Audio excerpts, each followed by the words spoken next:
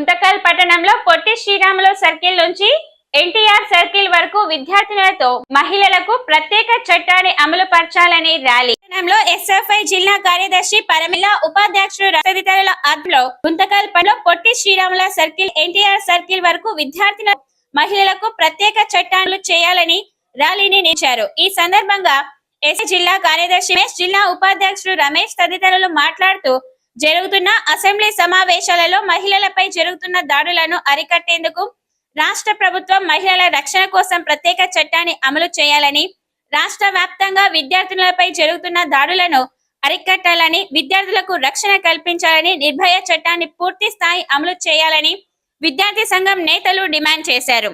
ఈ కార్యక్రమంలో ఎస్ఎఫ్ఐ విద్యార్థిని సంఘం నేతలు సోము, శివ, గణేష్, పవిత్ర, రజిత తదితరులంతా పాల్గొన్నారు.